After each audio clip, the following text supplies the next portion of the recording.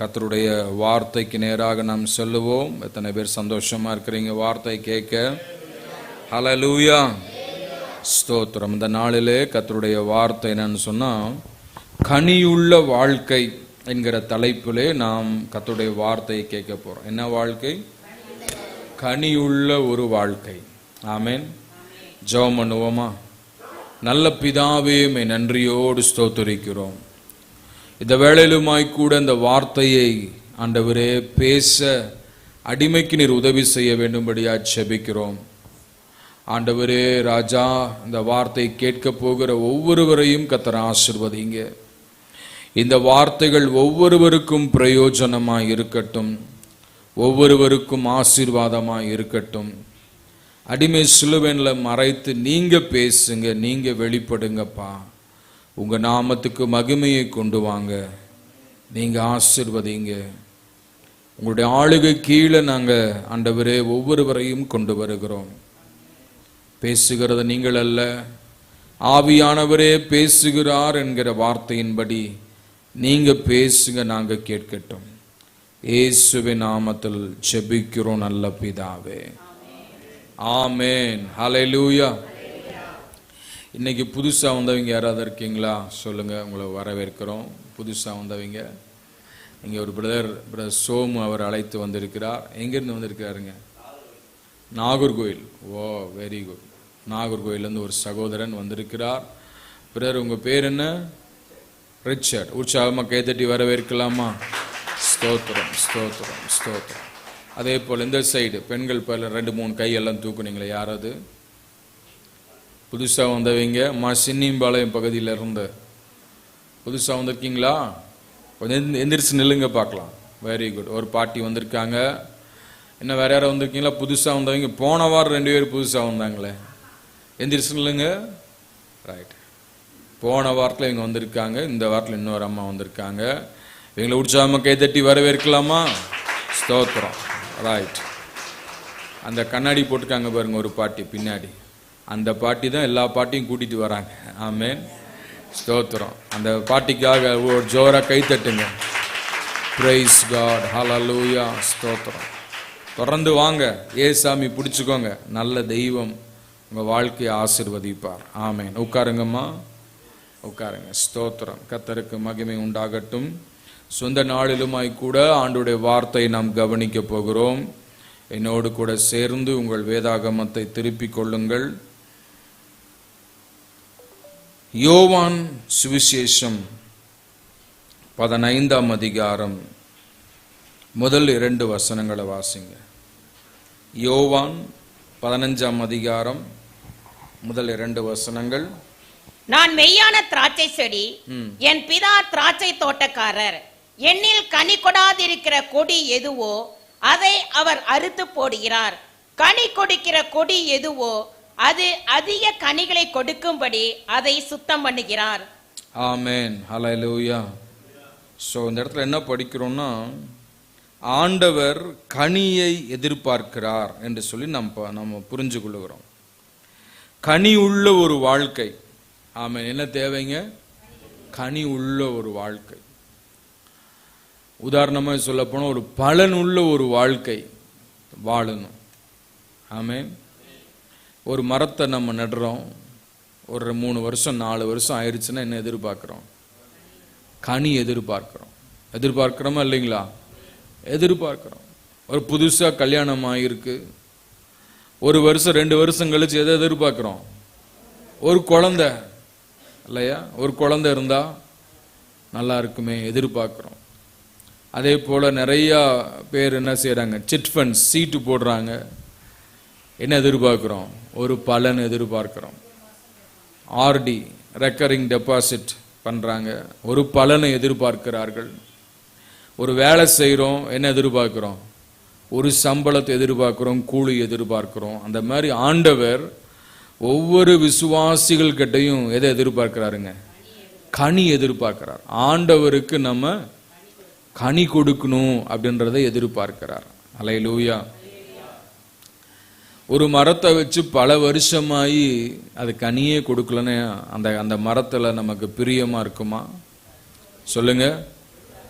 சந்தோஷமா இருக்குமா சொல்லுங்க. குறிப்பா ஆடு மாடு வளர்த்துறவங்க, கோழி வளர்த்துறவங்க, அந்த கோழி ஆடு மாடெல்லாம் நல்லா வளர்த்தி தீனி கொடுத்து அதை மேய்ச்சி தண்ணி காட்டி எல்லாம் பண்றீங்க, கட்டுறீங்க, அதை பாதுகாக்கிறீங்க. அந்த கோழி முட்டையே விடலன்னா எப்படி இருக்கும்? அந்த ஆடு குட்டியே ஈன்லன்னா, குட்டி போடலன்னா எப்படி இருக்கும்? அந்த மாடு குட்டி போடலன்னா எப்படி இருக்கும்? அது நமக்கு பிரயோஜனமற்றதாய் காணப்படும். அதை போல நாம் ஒவ்வொருவரும் ஆண்டவராக இயேசுவை ஏற்றுக்கொண்டு அவரை ஆராதித்து வருகிற வாழ்க்கையில ஒரு சில வருடங்கள்ல என்ன செய்யணும்? நம்ம எல்லாரும் கனி கொடுக்கிறவர்களாக நாம் மாற வேண்டும். அல்லேலூயா. ஆண்டவர் எதை தேடுகிறார்? கனியை தேடுகிறார். அல்லேலூயா. எதை தேடுறாருங்க? கனியை தேடுகிறார். ஆகவே நாம் ஒவ்வொருவர் என்ன செய்யணும்? கனி கொடுக்கிறவர்களாக நாம் இருக்கணும். ஆமென். லூக்கா சுவிசேஷம் 13ஆம் அதிகாரம் 6வது வசனத்தை படிங்களேன். லூக்கா சுவிசேஷம் 13ஆம் அதிகாரம் 6வது வசனம் படிங்க. லூக்கா 13:6. அப்பொழுது அவர் ஒரு உவமையும் சொன்னார். ஒருவன் தன் திராட்சை தோட்டத்தில் ஒரு அத்திமரத்தை நட்டியிருந்தான். அவன் வந்து அதிலே கனியை தேடின போது ஒன்றும் காணவில்லை. அல்லேலூயா. அப்போ ஆண்டவர் வந்து நம்ம இடத்துல கனி எதிர்பார்க்கிறார். ஒரு திராட்சை தோட்டத்திலே ஒருவன் அத்தி மரத்தை நட்டி வைத்திருந்தான். திராட்சை தோட்டம் என்பது சபை, அத்தி மரம் என்பது விசுவாசிகள். இப்ப சபைக்குள்ளே வருகிற விசுவாசிகளிடத்துல ஆண்டவர் எதை எதிர்பார்த்து வராருங்க? கனியை எதிர்பார்த்து வருகிறார். அப்ப அந்த மரத்துல பார்க்கும்பொழுது நல்ல இலையெல்லாம் பசுமையா இருக்கு, இலைகள் நிறைய இருக்கு. ஆனா என்ன இல்லைங்க? கனி இல்லை. எதிர்பார்ப்போடு ஆவலோடு வரும் பொழுது கனி இல்லாம இருந்தா எப்படி இருக்கும் சொல்லுங்க. இப்போ உதாரணமா நீங்க வேலைக்கு போயிட்டு மிகுந்த பசியோட வரீங்க. எப்படிங்க? பசி, பயங்கரமான பசி. பசியோட வீட்டுக்கு போய் ஏதாவது சாப்பிடலாம் அப்படின்ட்டு வரும் பொழுது வீட்டில் சொல்றாங்க, இப்பதான் அரிசியை தண்ணியில போட்டிருக்கிறேன்றாங்க. எப்படி இருக்கும்? எப்படி இருக்கும்? சந்தோஷமா இருக்குமா? எப்படி இருப்பீங்க? என்ன நீங்கெல்லாம் நல்லவங்க மாதிரி தெரியுதே, ஒன்னும் பதிலே வரமாட்டேங்குதே. எப்படி இருக்குங்க? கோபம், எரிச்சல், ஆத்திரம். ஐயோ, இப்ப நான் பசியோட வர அன்னைக்கு பார்த்து வீட்டுல ஒண்ணு இல்லையே அப்படின்னு எப்படி இருக்கும்? ஆத்திரமா, எரிச்சலா இருக்கும் இல்லையா? அந்த மாதிரி ஆண்டவர் என்ன செய்யறாருங்க? கனி எதிர்பார்த்து வருகிறார். அந்த பிசிஏ சபையில நான் விசுவாசியா 10 வருஷம் இருக்கிறேன், 15 வருஷம் இருக்கிறேன் அப்படின்னா ஆண்டவர் எதை எதிர்பார்க்கிறாரு? கனியை எதிர்பார்க்கிறார். மரம் நல்லா வளர்ந்துருக்கு, செழிப்பா இருக்கு, பச்சை பசேல் இருக்கு, இலைகள் நிறைந்து இருக்கு. அந்த மாதிரி எல்லா விதத்திலையும் ஆண்டவர் வளர செய்திருக்கிறார், பெருக செய்திருக்கிறார் இல்லையா? ஆண்டவர் வாழ தேவையான வசதி கொடுத்திருக்கிறார், நல்ல துணிமணிகளை கொடுத்திருக்கிறார், நல்ல ஆகாரத்தை கொடுக்கிறார், நல்ல வீட்டை கொடுத்திருக்கிறார், வீட்டுல தேவையான பொருட்களை கொடுத்திருக்கிறார், எல்லாத்தையும் கொடுத்திருக்கிறார். இலை பச்சை பசேல் இருக்கு. ஆனா என்ன இல்ல? கனி இல்லை. என்ன இல்லைங்க? கனி இல்லை. கனி இல்லாத ஒரு காரியம். ஆக தேவனுடைய பிள்ளைகள் எப்படி இருக்கணும்? கனி உள்ளவர்கள். எல்லாம் கவனிக்கிறீங்களா? என்ன கவனிங்க, செய்தியை கவனிங்க. எப்படி இருக்கணும்? கனி உள்ளவர்களா இருக்கணும். கனி எதிர்பார்க்கிறார். கனின்னா என்னதுங்க? பலன். நம்ம ஆண்டவருக்காக என்ன பலன் கொடுக்கிறோம்? இருக்கீங்களா? ஆண்டவருக்கு நாம் என்ன செய்யறோம்? நம்மூலம் ஆண்டவர் பசி ஆறுகிறாரா, திருப்தி அடைகிறாரா பார்க்கணும். அவர் பசியோட வருகிறார்.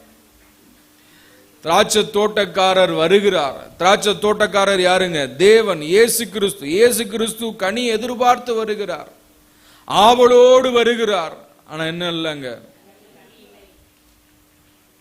கனி இல்லை.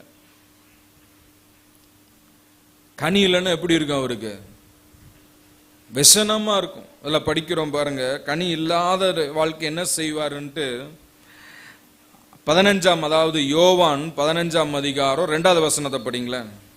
எண்ணில் கனி கொடாதிருக்கிற கொடி எதுவோ, கனி கொடாதிருக்கிற கொடி எதுவோ அதை அவர் அறுத்து போடுகிறார். அதை அவர் அறுத்து போடுகிறார். அறுத்து போடுகிறார். கனி கொடுக்கிற கொடி எதுவோ, கனி கொடுக்கிற கொடி எதுவோ அது அதிக கனிகளை கொடுக்கும்படி, அதிக கனிகளை கொடுக்கும்படி அதை சுத்தம் பண்ணுகிறார். சார், என்னோட பாயிண்ட் என்ன? கனி கொடுக்கணும்.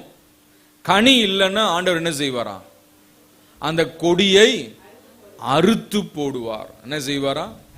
அறுத்து போடுவார். பக்கத்தில் இருக்கிறவங்கள பார்த்து சொல்லுங்க, கனி கொடுக்கலன்னா ஆண்டவர் அறுத்து போடுவார். இப்ப என்ன கனி கொடுக்கணும்? என்ன கனி கொடுக்கணும் சொல்லுங்க? கனின்றோம். கனினா என்ன கனி? சாட்சி உள்ள ஒரு வாழ்க்கை வாழ்றது ஒரு கனி. ஆமென்.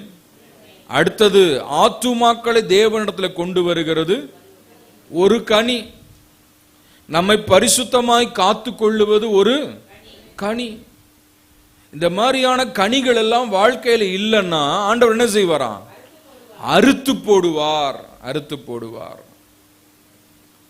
ஆண்டவருக்கு அறுக்கிறதுக்கு ரொம்ப நேரம் ஆகாது, ஆனா விட்டு வச்சிருக்கிறார். அல்லேலூயா.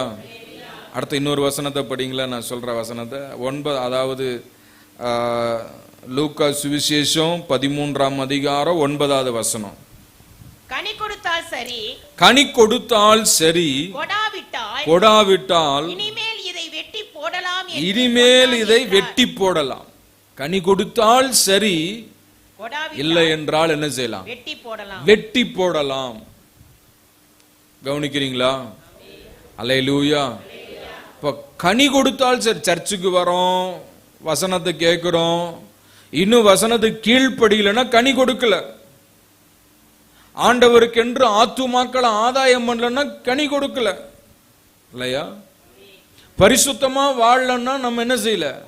கனி கொடுக்கல. நம்ம ஆண்டவருக்கு பிரயோஜனம் இல்லை. இப்ப பிரயோஜனம் இல்லாத ஆண்டவர் என்ன செய்வாருங்க? அறுத்து போடுவன்றாரு. கனி கூடாத மரமெல்லாம் வெட்டி போடப்படும்ன்றார்.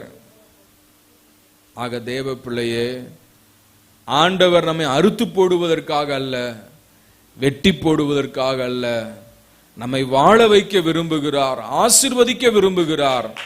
ஆக நாம் என்ன செய்யணுங்க? கனி கொடுக்க வேண்டும். அல்லேலூயா. கனி கொடுக்கணும். அந்த கனி மரத்தை விட மற்றவங்களுக்கு பிரயோஜனம். இப்போ ஒரு மாமரத்துல மாம்பழம் பழுக்குதுன்னா அது மரம் சாப்பிடாது, அதை யார் சாப்பிடுவாங்க? மற்றவர்கள். மற்றவர்களுக்கு நாம் எப்படி இருக்கணும்? பிரயோஜனமாய் இருக்கணும். ஆமென். அந்த மரமானது முதல்ல வைத்த எஜமானுக்கு பிரயோஜனமா இருக்கணும். அல்லேலூயா. அதுக்கப்புறம் மற்றவர்களுக்கு பிரயோஜனமா இருக்கு. அந்த மாதிரி நம்ம முதல்ல யாருக்கு பிரயோஜனமா இருக்கணும்? தேவனுக்கு பிரயோஜனமா இருக்கணும். அல்லேலூயா. சில மரங்கள் கனி கொடுக்குது, ஆனா அந்த கனி எல்லாம் எப்படிப்பட்ட கனினா கசப்பான கனி. எப்படிப்பட்ட கனிங்க? கசப்பான கனி. ஆண்டவர் என்ன செய்யறாரு? நல்ல உயர்ந்த திராட்சை கொலைய திராட்சை செடியை கொண்டு நல்ல செழிப்பான இடத்துல நட்டி வைக்கிறார்.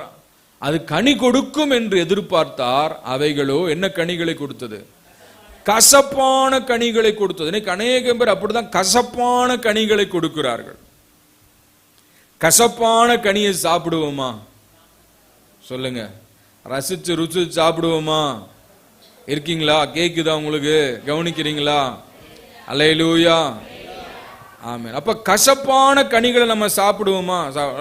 பாவக்காய் விரும்பி சாப்பிடுவீங்களா? சக்கரைக்காரங்க வேற வழி இல்லைன்னு சாப்பிட்டுதான் ஆகணும், வேற வழி இல்லை, சாப்பிடுங்க. அந்த கசப்பை நம்ம விரும்பி சாப்பிட்றோமா? சாப்பிட மாட்டோம் இல்லையா? ஆக தேவ பிள்ளை, அந்த மாதிரி கசப்பான கனியை கொடுத்து ஆண்டவர் என்ன செய்வார்? பிரியப்படுவாரா? பிரியப்பட மாட்டார். ஆகவே நல்ல கனிகளை கொடுக்க வேண்டும். Price the Lord. நல்ல கனிகளை கொடுத்தால்தான் ஆண்டவருக்கு பிரியமா இருக்கும். இப்போ ஃபார் எக்ஸாம்பிள், உங்க வீட்டுக்காரர், பெண்களுக்கு சொல்ற, வீட்டுக்காரர் நல்ல வேலைக்கு போய் சம்பாரிச்சு கை நிறைய சம்பளத்தை வாங்கிட்டு உங்க கையில கொடுத்தாருன்னா எப்படி இருக்கும்? எப்படி இருக்குங்க? சந்தோஷமா இருக்கும். அதே போல வேலைக்காரன், அதாவது வீட்டுக்காரர் வந்து வேலைக்கு போயிட்டு வெளியே போய் டயர்ட்ல வரும் பொழுது மனைவி இன்முகத்தோடு வரவேற்று ஒரு கப்பு காஃபி கொடுத்து நல்ல சாப்பாடு கொடுத்தாங்கன்னா எப்படி இருக்கும்? சந்தோஷமா இருக்கும் இல்லையா? அந்த மாதிரி ஆண்டவர் எதிர்பார்க்கிற அந்த காரியத்தை நாம் செய்யாவிட்டால் அவருக்கு நம்ம மேல் என்ன இருக்காதுங்க? பிரியம் இருக்காது, சந்தோஷம் இருக்காது. இப்ப தேவ பிள்ளைய நாம பல செய்திகளை கேட்கிறோம், பல காரியங்களுக்கு நம்ம பல காரியங்களை கேட்கிறோம். ஆனா இதுக்கெல்லாம் என்ன செய்யறதில்ல? அநேக நேரங்கள்ல கீழ்ப்படியாம கனி கொடுக்காம நம்ம காணப்படுறோம். நான் என் வேலையைத்தான் செய்வேன், நான் இப்படிதான் இருப்பேன், என்னை மாத்திக்கொள்ள முடியாது, ஏன்னா இப்படிதான் அப்படின்னு சொல்லிட்டு இருந்தோம்னா ஆண்டவர் பார்ப்பாரு, பார்த்துட்டே இருப்பாரு. ஓஹோ, இது என்ன செய்யல? கனி கொடுக்கல. இதற்கா கொத்துனேன், எரு போட்டேன், இதை பாதுகாத்தேன், பராமரிச்சேன், எவ்வளவோ நன்மை செஞ்சேன், ஆனா அது என்ன செய்யல? கனி கொடுக்கலையே. ஏன் கனி கொடுக்கல? ஏன் கனி கொடுக்கலைங்க? பைபிள் என்ன படிக்கிறோம்னா, கனி கொடுக்க வேண்டுமானால் என்ன செய்யணும் அப்படின்னு நம்ம படிக்கும் பொழுது பாருங்க, ஆண்டவர் சொல்றாரு. 4வது வசனம் படிங்களேன். அதாவது யோவான் சுவிசேஷம் 15ஆம் அதிகாரம் 4வது வசனம். என்னில் நிலைத்திருங்கள், நானும் உங்களில் நிலைத்திருப்பேன். கொடியானது திராட்சை செடியில் நிலைத்திராவிட்டால் அது தானாய் கனி கொடுக்க மாட்டாதது போல நீங்களும் என்னில் நிலைத்திராவிட்டால் கனி கொடுக்க மாட்டீர்கள். ஹல்லேலூயா, ஆமென். அப்ப ஆண்டவர் சொல்றார், கனி கொடுக்க வேண்டுமானால் என்ன செய்யணுமா? கர்த்தர்ல நிலைத்திருக்க வேண்டும். ஹல்லேலூயா. பாருங்க, அந்த இடத்துல படிக்கிறோம் 15:1, நான் மெய்யான திராட்சை செடி, என் பிதா திராட்சை தோட்டக்காரர். அப்ப இந்த இடத்துல என்ன புரிஞ்சுக்கிறோம்னா, பிதா திராட்சை தோட்டக்காரர், இயேசு கிறிஸ்து திராட்சை செடி, நம்ம எல்லாம் அந்த இயேசு கிறிஸ்துவிலே ஒட்ட வைக்கப்பட்ட கொடிகளாய் இருக்கிறோம். கவனிக்கிறீங்களா? அல்லேலூயா. திராட்சை தோட்டக்காரர் யாருங்க? பிதா. திராட்சை செடி யாருங்க? இயேசு கிறிஸ்து. கொடி யாருங்க? நீங்களும் நானும் தான். அப்போ தோட்டத்துல நிலைத்திருக்கணும், கொடியில செடியில நிலைத்திருக்கணும். அப்பதான் என்ன செய்ய முடியும்? கனி கொடுக்க முடியும். அல்லேலூயா. தோட்டத்திலேயே இல்லாம கனி கொடுக்கணும்னா முடியாது. தோட்டம் என்பது என்ன? சபை. சபையில என்ன செய்யணுங்க? நிலைத்திருக்க வேண்டும். எப்படி நிலைத்திருக்கிறது? கிறிஸ்துமஸ்க்கு நான் வரேன்,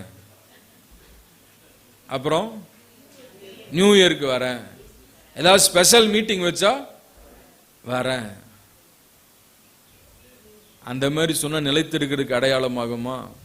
சொல்லுங்க. நம்முடைய வீட்டுக்கு அந்த மாதிரி வருவோமா? என்ன செய்கிறோம்? டெய்லி வரோம், வீட்டுக்கு வரோம். எங்க போய் சுத்தினாலும் வீட்டுக்கு வரதான் நமக்கு சந்தோஷம். நம்ம வீட்டுக்கு வரணும். அமெரிக்கா போங்க, லண்டன் போங்க, ஆஸ்திரேலியா போங்க, எங்க வேணா போங்க, அங்கெல்லாம் போய் சுத்தி அடிச்சாலும் நம்ம வீட்டுக்கு வந்தா தான் நமக்கு நிம்மதி. அல்லேலூயா. அந்த மாதிரி வாரம் முழுக்க வேலைக்கு போறோம், வரோம், எல்லாம் செய்யறோம். ஆனா கர்த்தருடைய ஆலயத்துக்கு வரணுங்க, வந்தா தான் நமக்கு சந்தோஷம், நிம்மதி. அல்லேலூயா. ஆலயத்துக்கு வராம எங்க போனாலும் என்ன செய்ய முடியாது? நம்ம ஒரு சந்தோஷத்தை அனுபவிக்க முடியாது. ஆக முதல்ல என்னங்க, எங்க வரணுங்க?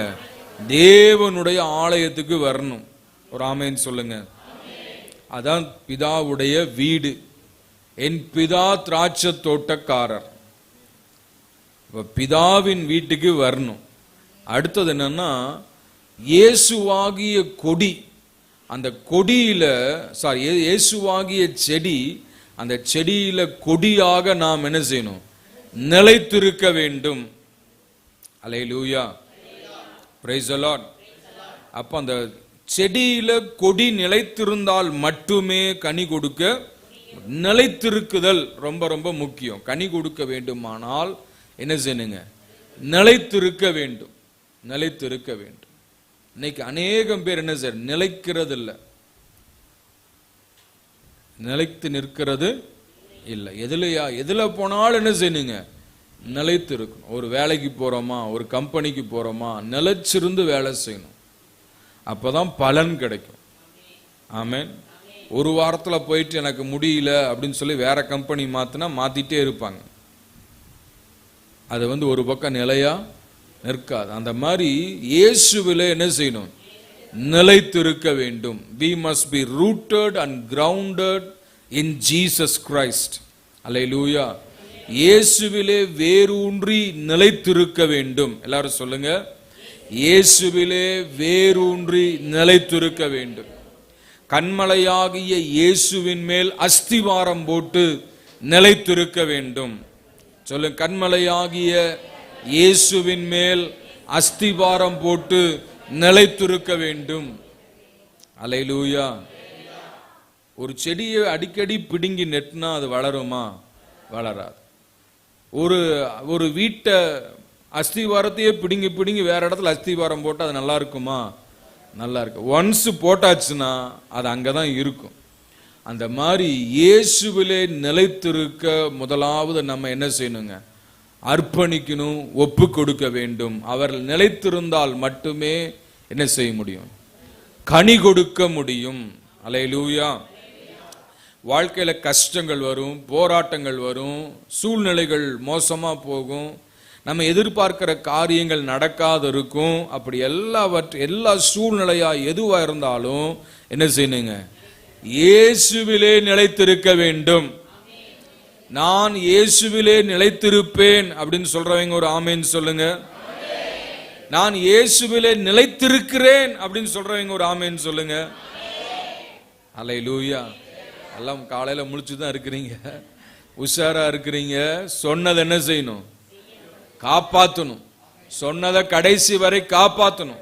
எப்ப வரைக்கும் நிலைத்திருக்கணும்? ஜீவன் போகும் வரைக்கும். உயிர் உள்ள வரை நான் நிலைத்திருப்பேன். அல்லேலூயா. உயிர் உள்ள வரைக்கும் இந்த ஒப்பந்தத்துல நாம் நிலைத்திருக்க வேண்டும். Price the Lord. எந்தெந்த விஷயத்துல நிலைத்திருக்கணும் அப்படின்னு சொல்லிட்டு ஒரு 4-5 பாயிண்ட் நான் எழுதி வச்சிருக்கிறேன். முடிஞ்ச வரைக்கும் வேகமா சொல்ல பார்க்கிறேன். எதில் நிலைத்திருக்கணும் அப்படின்னா, முதலாவது காரியமாக பிலிப்பியர் 4ஆம் அதிகாரம் 1வது வசனம் படிங்க. பிலிப்பியர் 4:1. ஆதலால் எனக்கு பிரியமும் வாஞ்சையுமான சகோதரரே, எனக்கு சந்தோஷமும் கிரீடமும் ஆனவர்களே, பிரியமானவர்களே, இந்த படியே கர்த்தருக்குள் நிலைத்திருங்கள். சார் என்ன சொல்றாருங்க? எனக்கு பிரியமானவர்களே, வாஞ்சையுமானவர்களே, எனக்கு கிரீடமானவர்களே. பவுல் என்ன சொல்றாரு பாருங்க, பிலிப்பிய சபை மக்களை பார்த்து. திரும்ப அதை வாசிங்க.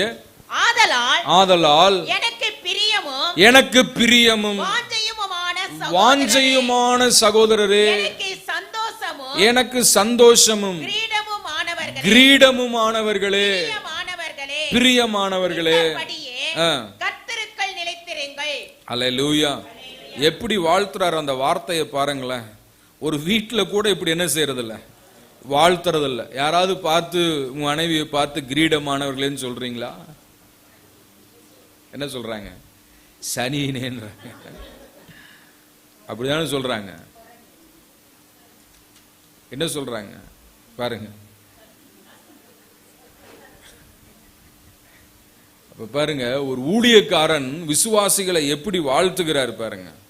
எப்படி வாழ்த்துறாரு? எனக்கு பிரியமும் வாஞ்சையுமான சகோதரரே, எனக்கு சந்தோஷமும் கிரீடமும் ஆனவர்களே, எனக்கு பிரியமானவர்களே. என்ன சொல்றாரு? 2-3 இடத்துல எனக்கு பிரியமானவர்களே, எனக்கு வாஞ்சையானவர்களே, எனக்கு சந்தோஷமானவர்களே, எனக்கு கிரீடமானவர்களே. அல்லேலூயா. இப்போ பாருங்க, உதாரணம் சொல்றேன். தம்பி கோகுல் ராஜா தான் இப்ப புதுசா கல்யாணம் ஆயிருக்கிறார். ராஜா மாதிரி உட்கார்ந்து இருக்கிறார். அவரு இப்ப கல்யாணம் ஆகி ஒரு 3-4 மாசம் ஆகுது. ஒரு 6 மாசம் என்ன செய்வார்? புகழுவாரு. ஒரு 3 வருஷம் கழிச்சு எப்படி இருக்கிறாருன்னு பார்க்கணும். என்னதுங்க? யார் அது சொல்றது? சரி, அப்போ கவனிங்க. ஆரம்பத்தில் என்ன சொல்றாங்க? பிரியமானவர்களே, அப்படியே இப்படியே சந்தோஷம் கிரீடம். ஒரு 2-3 வருஷம் கழிச்சு எப்படி இருக்கு? எப்படி என்ன சொல்லுவாங்க? இதான் உலக காரியம், உலக ஸ்நேகம் எல்லாம் இப்படிதான். ஆனா பாருங்க, ஒரு ஊழியக்காரன் விசுவாசிகள் எப்படி வாழ்த்துகிறார்? எனக்கு பிரியமானவர்களே, எனக்கு வாஞ்சையுமான சகோதரர்களே, எனக்கு சந்தோஷமும் கிரீடமுமானவர்களே, பிரியமானவர்களே எல்லாம் சொல்லிட்டு என்ன சொல்றாருன்னா, கர்த்தரிலே நிலைத்திருங்கள். Remain in God. ஹல்லேலூயா. You are my joy, you are my crown, you are my happiness. Such a believers have to remain in Jesus. Hallelujah. நிலைத்திருக்க வேண்டும். இயேசுவில் நிலைத்திருக்கிறது கஷ்டம் இல்லைங்க, இயேசுவில் நிலைத்திருக்கிறது சுலபம். அல்லேலூயா. ஏன்னா இயேசு கிறிஸ்து சுமக்க மாட்டாத சுமக்க சொல்ல. அல்லேலூயா. இயேசு கிறிஸ்து வேற எதையும் செய்ய சொல்ல. ஆமென். என்னிலே நிலைத்திருங்கள். ஆமென். சத்தியத்தில் நிலைத்திருக்கணும், சபையில் நிலைத்திருக்கணும், அன்பில் நிலைத்திருக்கணும், இயேசுவுக்குள் இருக்கணும். அதான் சொல்றாரு, நீங்கள் கர்த்தரிலே நிலைத்திருங்கள். இன்னைக்கு நிலைக்க முடியாதபடி பல தடைகள் வருகிறது. ஒரு கணவன் ஒரு மனைவியோட நிலைத்திருக்கும் பொழுது வேற ஒருத்தி வருவா, என்னை பார், என் அழகை பார் அப்படின்பா. என்ன சொல்லணும்? உன்னை விட என் மனைவி அழகா இருக்கிறான்னு சொன்னா வாயை மூடிட்டு போயிடுவா. புரியுதா உங்களுக்கு? ஆனா இங்க நிலைத்திராம அங்க பார்த்தோம்னா என்ன ஆகும்? நிலைக்கிறத விட்டுருவோம். அந்த மாதிரி சத்தியத்தை விட்டு விலகி போறதுக்கு பல காரியங்கள் வரும். சிற்றின்பங்கள் வரும், ஆசா பாசங்கள் வரும், இச்சையின் போராட்டங்கள் வரும், எல்லாமே வரும். ஆக இதெல்லாம் என்ன செய்ய வேண்டும்? நம்மை நாம் காத்து கொள்ள வேண்டும். சொல்லுங்க, நம்மை நாம் காத்து கொள்ள வேண்டும். அல்லேலூயா. Praise the lord. உதாரணத்துக்கு ஒரு ஆமை, ஒரு நத்தை, இதெல்லாம் பாருங்க, ஊறிட்டு போயிட்டு இருக்கும். யாராவது டச் பண்ண என்ன ஆகும்? உடனே எல்லாத்தையும் என்ன செய்யுது? காலை தலைய எல்லாத்தையும் உள்ள இழுத்துக்குது. அந்த மாதிரி ஆவிக்குரிய வாழ்க்கையில நம்ம நல்லா போயிட்டு இருக்கிறோம். ஏதாவது சில பிரச்சனைகள், போராட்டங்கள், நம்ம ஆண்டவரை விட்டு பிரிக்கிற சூழ்நிலைகள் வரும்போது என்ன செய்யணும்? நம்மை காத்து கொள்ளும்படியாக நம்முடைய ஐம்புலன்களையும் என்ன செய்யணும்? அடக்கி ஆள வேண்டும். இருக்கீங்களா? அல்லேலூயா. எல்லாம் கவனிக்கிறீங்களா? தூங்குறீங்களா? Price the Lord. பாருங்க, கர்த்தரில் நிலைத்திருக்கிறேன்னா நம்மை அவரை விட்டு பிரிக்கிறதுக்கு நிறைய ஏதுக்கள் வரும். அப்ப என்ன செய்யணுங்க? அதையெல்லாம் நம்ம விலக்கி நம்ம சத்தியத்தில் வாழ்ந்தால்தான் நாம் நிலைத்திருக்கிறோம் என்பதற்கு அடையாளம். ஆக இயேசுவை விட்டு பிரிக்கிற காரியங்கள் நிறைய வரும், பரிசுத்தத்தை விட்டு விலகிற காரியங்கள் நிறைய வரும். வராதுன்னு நான் சொல்ல வரல, நிறைய வரும். அப்ப நம்மை நாம் என்ன செய்யணும்? காத்துக்கொள்ளணும். அந்த காத்துக்கொள்ளணும்னா பரிசுத்த ஆவியானவர் நமக்குள்ள இருக்கணும். அந்த பரிசுத்த ஆவியானவர் என்ன செய்வார்? அவ்வப்பொழுது உணர்வை கொடுப்பார், கண்டித்து உணர்த்துவார். என்னைய பொறுத்த வரைக்கும் என்னன்னா, ஏதாவது ஒரு சின்ன மிஸ்டேக் பண்ணிட்டோம்னா ஆண்டவர் உடனே உணர்த்துவார். இது நீ செய்யறது தவறு, உணர்த்துவார். உடனே என்ன செய்வார்? ஆண்டவரே சாரி லார்ட், என்னை மன்னிங்கப்பா. பரிசுத்த ஆவியான உள்ள இருக்கும் பொழுதுதான் கர்த்தர் என்ன செய்யறாருங்க? தவறுகளை உணர்த்துகிறார், சுட்டி காண்பிக்கிறார். அந்த காரியத்துக்கு நம்ம கீழ்ப்படியும் பொழுது ஆண்டவருடைய அன்பில நிலைத்து இருக்க முடியும். இல்லாட்ட என்ன செய்யும்? இந்த தவறுகளே நம்ம இழுத்து தூர கொண்டுட்டு போயிடும். ஆமென். ஒரு பாவம் இன்னொரு பாவத்துக்கு நேராக வழி நடத்தும். ஒரு பொய் இன்னொரு பொய் பேச வைக்கும். ஒரு காரியத்தை மறைக்கிறது இன்னொரு காரியத்தை மறைக்க வைக்கும். ஆக தேவ பிள்ளைய சத்தியத்தை கேட்கறதுக்கு நம்ம கீழ்ப்படுகிறோமா அப்படின்னு சொல்லி நமக்குள்ளே நம்மை நாம என்ன செய்யணும்? கேள்வி கேட்டுக்கொள்ள வேண்டும். How is my Christian life? Are I remaining in my Lord? என்னுடைய இயேசுவிலே நான் நிலைத்திருக்கிறேனா?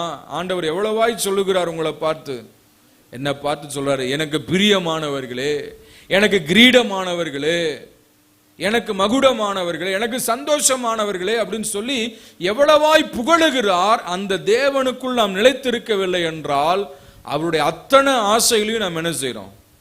மண்ணை தூக்கி போட்டுறோம். இருக்கீங்களா? ஆமென். நம்ம பார்த்து சொல்றாரு கிரீடம்ன்றாரு, நம்ம பார்த்து சொல்றாரு சந்தோஷம்ன்றாரு, நம்ம பார்த்து சொல்றாரு நீங்க தான் மகிழ்ச்சின்றாரு. அப்படிப்பட்ட ஆண்டவர்கள் நிலைத்து இருக்கலன்னு சொன்னா நல்ல சாப்பாடை ஆக்கி வச்சு அதில் மண்ணை தூக்கி போடுற மாதிரி. இதுக்கு மேல சொல்றதுக்கு வார்த்தையே இல்லை. இப்ப தேவ பிள்ளைகள் முதல்ல யாரில் நிலைத்திருக்கணும்? கர்த்தரில் நிலைத்திருக்க வேண்டும். அப்பதான் என்ன செய்ய முடியும்? கனிகளை கொடுக்க முடியும். கனி கொடுக்கிறது ஆண்டவருக்கு பிரியம். அந்த கனி இல்லாத வாழ்க்கை ஆண்டவர் அறுத்து போடுவார். கனி இல்லாத மரத்தை ஆண்டவர் வெட்டி போடுவார். அது கனி கொடுக்கும்படியாக அதற்கு எவ்வளவோ காரியங்களை செய்கிறார். அதை வெட்டி கொத்தி எரு போட்டு சுத்தம் பண்ணி அதை பாதுகாத்து பராமரிக்கிறார். எதற்காக? கனி கொடுக்க வேண்டும் என்பதற்காக. அப்படி எல்லாம் செஞ்சும் நம்ம கனி கொடுக்காது இருந்தா ஆண்டவர் என்ன செய்வாருங்க? அறுத்து போடுவார், வெட்டி போடுவார். ஆக கனி கொடுக்க வேண்டுமானால் அதனுடைய ரகசியம் என்ன? அவரிலே நிலைத்திருக்க வேண்டும். என்ன சூழ்நிலைகள் வந்தாலும் சரி, என்ன தலபோற காரியம் வந்தாலும் சரி, என்ன செய்யணுங்க? நிலைத்து. இரத்த சாட்சிகளாக மரித்தவர்கள் எல்லாம் எதற்காக மரித்தாங்கன்னா சத்தியத்துக்காக மரித்தார்கள், உண்மைக்காக மரித்தார்கள். தாங்கள் அறிந்த அந்த இயேசுவை எந்த சூழ்நிலையிலையும் மறுதலிக்க கூடாது என்பதற்காகத்தான் என்ன செஞ்சாங்க? தங்களுடைய உயிரையே கொடுத்துட்டாங்க. அல்லேலூயா. அந்த மாதிரி நம்ம பரிசுத்தத்துக்காக வாழ்றதுக்கு என்ன செய்யுங்க? உயிரையே கொடுக்கலாங்க. கவனிக்கிறீங்களா? ஆண்டவர் நிலைத்திருக்கிறதுக்காக என்ன செய்யலாம்? உயிரையே கொடுக்கலாங்க. ஏன்னா அவர் அவ்வளவு நல்ல தெய்வன் அவர். ஆமென். ஒரு பக்தன் பாடுகிறது போல, உமக்கும் எனக்கும் இடையில் எதுவும் என்றுமே வராமல் காத்திடும். உமக்கும் எனக்கும், ஆண்டவருக்கும் நமக்கும் இடையில என்ன செய்யக்கூடாது? ஒன்னும் வந்துடக்கூடாது.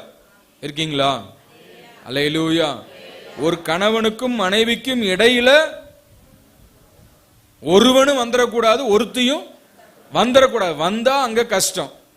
அந்த மாதிரி ஆண்டவருக்கும் நமக்கும் இடையில எதுவும் வரக்கூடாது. பொண்ணு பொருள் நகை நட்டு பணம் காசு உலக ஆசை சிற்றின்மை ஏதாவது வந்துச்சுன்னா என்ன செய்யும்?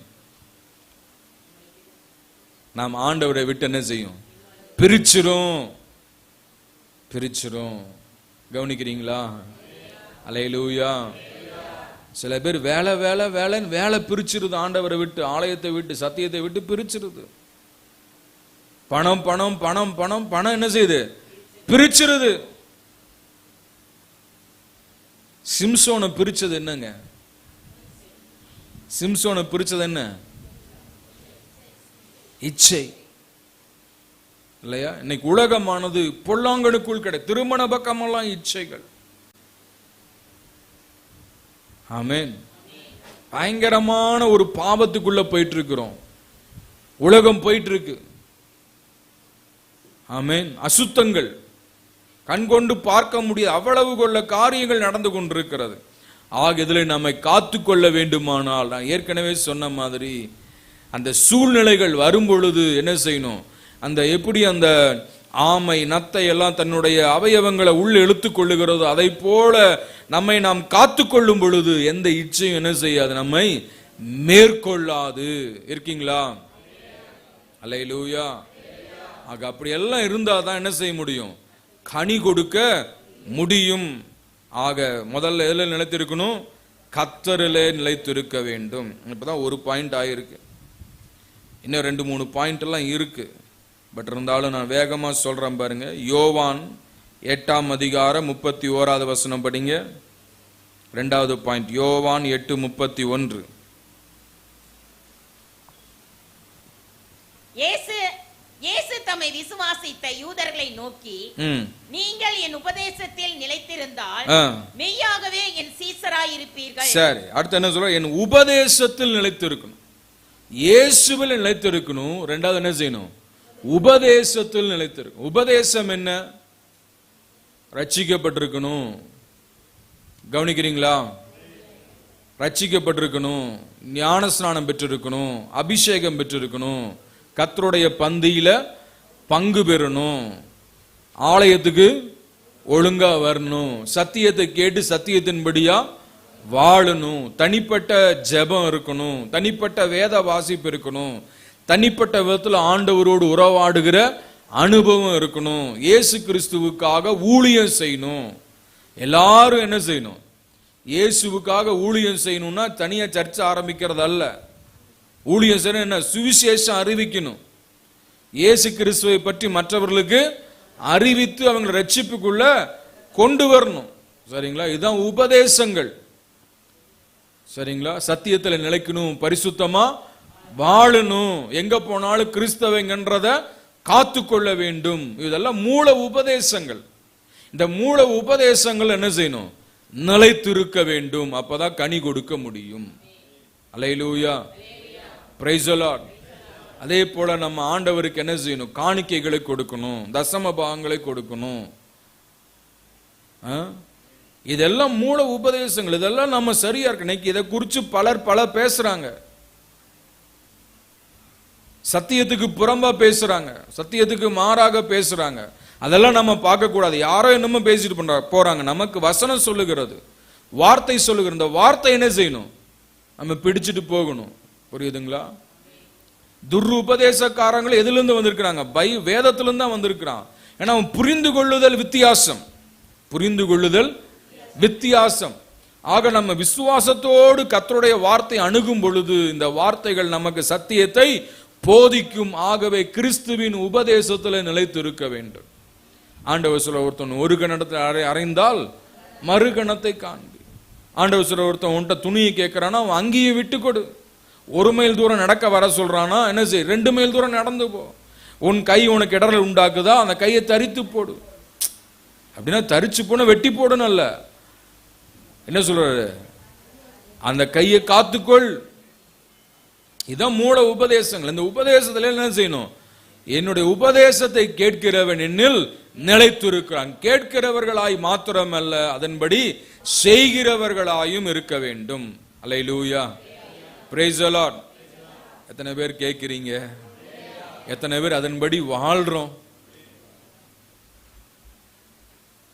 கேட்டுட்டு வாழாது இருக்கிறவங்க எப்படின்னா, நல்ல பசி நேரத்துல கடையில போய் பிரியாணி வாங்கிட்டு வரீங்க, சுட சுட என்ன வாங்கிட்டு வரோம்? மட்டன் பிரியாணி, சிக்கன் பிரியாணி எல்லாம் போய் வாங்கிட்டு வந்து வீட்டில் அப்படியே டைனிங் டேபிள் மேலே வச்சுட்டு சாப்பிடாம இருக்கிறவங்க மாதிரி. எப்படிங்க? நல்ல வசனத்தை கேட்குறோம், எல்லாம் பண்ணுறோம். அது எப்படி? கடையில் போய் நல்ல பிரியாணி வாங்கிட்டு வர மாதிரி. அதை செய்யாதவங்க வாழ்க்கை எப்படின்னா, வாங்கிட்டு வந்து வீட்டில் வச்சிடுறாங்க, அவ்வளோதான். அதை சாப்பிடலன்னா அது என்னதுங்க? வேஸ்ட். அந்த மாதிரி நம்ம கேட்கிறோம், கேட்கறத செய்யலன்னா பசி ஆறுமா? ஆறாது, வேஸ்ட். வாங்கிட்டு வரதுல பிரயோஜனம் இல்லை, அதை சாப்பிடணும். அதை போல வசனத்தை கேட்கிற நாம் என்ன செய்யணும்? வசனத்தின்படி வாழணும். ஒரு ஆமேன்னு சொல்லுங்க. முக்கி கத்தி பிரசங்கம் பண்றேன். இதெல்லாம் கேட்டு ஆலயத்தை விட்டு போனதுக்கு அப்புறம் பழைய குருடி கதவை திரடினா பழைய கருப்பன் தான், பழைய சுப்பன் தான், பழைய மாடசாமி தான். மாற்றம் இல்லை. இருக்கீங்களா? திருவசனத்தை கேட்டு அதன்படி செய்யாதவன் தேவனில் நிலைத்திராதவன். அல்லேலூயா. வசனத்தை கேட்கிறோம்னா அதன்படி என்ன செய்யணும்? வாழணும். வாழ்ந்து காமிப்பேன், என்னை நம்புங்கப்பா. வாழணும். அல்லேலூயா, பிரைஸ் தி லார்ட். இருக்கீங்களா? கவனிக்கிறீங்களா? ஆமென். கவனிக்கணும். உபதேசத்தில் நிலைத்து இருக்கணும், வார்த்தையில் நிலைத்து இருக்கணும், சத்தியத்தில் நிலைத்து இருக்கணும். முதல்ல கர்த்தர் நிலைத்து இருக்கணும், அப்புறம் உபதேசத்தில் நிலைத்திருக்கணும். 2 பாயிண்ட், அவ்வளவுதான், டைம் ஆயிருச்சு. இன்னொரு 2-3 பாயிண்ட் இருக்கு, சொல்றதுக்கு நேரம் இல்ல. ஒரு வசனத்தை படிங்களேன், 6வது வசனம் 15:6 படிங்க. யோவான் 15:6. ஒருவன் என்னில் நிலைத்திராவிட்டால், ஒருவன் என்னில் நிலைத்திராவிட்டால் வெளியே எரியுண்ட கொடியைப் போல, வெளியே எரியுண்ட கொடியைப் போல அவன் எரியுண்டு உலர்ந்து போவான். அப்படிப்பட்டவைகளை சேர்த்து அக்கினியிலே போடுவார்கள், அவைகள் எரிந்து போம். கவனிக்கிறீங்களா என்ன வாச்சோம்? ஒருவன் என்னிலே நிலைத்திராவிட்டால், ஆண்டவரே நிலைத்திராவிட்டால் எப்படி இருப்பானா? எரியுண்ட கொடியை போல் இருப்பான். எல்லாரும் சொல்லுங்க, கர்த்தரிலே நிலைத்திராவிட்டால் எரியுண்ட கொடியை போல் இருப்பான். அல்லேலூயா. இப்போ வீட்டில் சில பேப்பர், சில காரியங்கள் எல்லாம் பீரோல் இருக்கிற வரைக்கும் அதுக்கு மதிப்பு, பாதுகாப்பு. ஆனா அது தேவையில்லைன்னு கிழிச்சு குப்பை தொட்டில போட்டோம்னா என்ன ஆகும்? அது தீ எரியறதுக்கு தான் பிரயோஜனம், அது எரிஞ்சு சாம்பலாய் போகும். அந்த மாதிரி ஆண்டவர் நிலைத்திருக்கவில்லை என்றால் எப்படி இருப்பானா? அவன் எரியுண்ட கொடியை போல் இருப்பான். சரிங்களா? சாப்பாடு சட்டியில் இருக்கிற வரைக்கும் தான் அதுக்கு மதிப்பு. அந்த சாப்பாடு கல்நீர் ஊத்துற பாத்திரத்துல வந்துருச்சுன்னா அதுக்கு மதிப்பு இல்ல. இருக்கீங்களா? அந்த மாதிரி ஆண்டவர் நிலைத்திருந்தால் தான் நமக்கு மதிப்பு. அவள் நிலைத்திராவிட்டால் எரியுண்ட கொடியை போல் அவனை தூக்கி வெளியே போட்டுருவார். நிலைத்திருக்கலன்னா, கர்த்தரில் நிலைத்திருக்கலன்னா, உபதேசத்தில் நிலைத்திருக்கலன்னா, சத்தியத்தில் நிலைத்திருக்கலன்னா, நம்ம பரிசுத்தமா காத்து கொள்ளவில்லை என்றால் நாம் எரியுண்ட கொடி. அந்த எரியுண்ட கொடி ஆண்டவர் என்ன செய்வாராம்? அவன் எரியுண்ட கொடியை போல் இருப்பான். அவன் என்ன செய்வான்? உலர்ந்து போவான். ஆண்டவர் வந்து கட் பண்ணியாச்சுன்னா, கனி கூடாத கொடி எதுவோ அதை வெட்டி போடுவார், அறுத்து போடுவார். அறுத்தாச்சுன்னா என்ன ஆகும்? அடுத்த நிமிஷம் காஞ்சு போயிரும். அல்லேலூயா. சபையில் இருக்கிற வரைக்கும் மதிப்பு, மரியாதை, கனம். சபையை விட்டு வெளியே போயிட்டோம், ஆண்டவரை விட்டு வெளியே போயிட்டோம், ரட்சிப்பு விட்டு வெளியே போயிட்டோம்னா எல்லாம் போயிரும். இப்ப நிலைத்திருக்கவில்லை என்றால் என்ன ஆகும்? எரியுண்ட கொடியை போல உலர்ந்து போவான். எப்படிங்க? எரியுண்ட கொடியை போல உலர்ந்து போவான். உலர்ந்து போன அடுத்த நிமிஷம் என்ன ஆகும்? அதெல்லாம் தீ வச்சிருவாங்க. என்ன வைப்பாங்க? நெருப்பு வச்சிருவாங்க. நெருப்பு வச்சா என்ன ஆகும்? எல்லாம் எரிஞ்சு அப்படின்னு என்ன அர்த்தம்? ஆண்டவரை நிலைத்து இருக்கலன்னா ஆண்டவரை எரிந்து போடுவார். எரிந்து போடப்பட்டதை எல்லாம் தூக்கி எங்க போடுவாரு? நரகத்திலே போடுவார். எங்க போடுவாரு? நிலைத்திருந்தா கனி கொடுக்கலாம், நிலைத்திருக்கவில்லை என்றால் எரிந்து போடுவார். எரிந்து போட்டதெல்லாம் எங்க போகும்? நரகத்துக்கு போகும். அல்லேலூயா. பக்கத்தில் இருக்கிறீங்களா பார்த்து சொல்லுங்க, எரியுண்ட கொடி எல்லாம் காய்ந்து போகும், அதை தூக்கி அக்கினி கடலாகிய நரகத்திலே போடுவார். நீங்க எரியுண்ட கொடியாயிராம இயேசுவிலே நிலைத்திருக்கிற கொடியாயிருங்க. அப்பொழுது ஆண்டவருக்கு நீங்க அதிகமான கனிகளை கொடுக்க முடியும். கரங்களை தட்டி ஆண்டவரை மகிமைப்படுத்துங்க. Price the Lord. அல்லேலூயா. சத்தியத்தில் நிலைத்திருக்கணும், சபையில் நிலைத்திருக்கணும், கிறிஸ்துவில் நிலைத்திருக்கணும், உபதேசத்தில் நிலைத்திருக்கணும், பரிசுத்தத்தில் நிலைத்திருக்கணும். நிலைத்திருக்கும் பொழுது அதிகமான கனிகளை கொடுக்க முடியும். கனி நிறைய காய்ச்சி மரம் முழுக்க கனியா இருந்தா எப்படி இருக்கும் எஜமானுக்கு? ஆஹா, ஓஹோ, ஆண்டவர் புகழ்ந்து தள்ளிடுவார். சும்மாவே கிரீடன்றாரு, அப்படின்றாரு, இப்படின்றாரு, சந்தோஷன்றாரு, பிரியமான. அந்த கனி நிறைய கொடுத்தாச்சுன்னு எப்படி இருக்கும் சொல்லுங்க? ஹல்லேலூயா.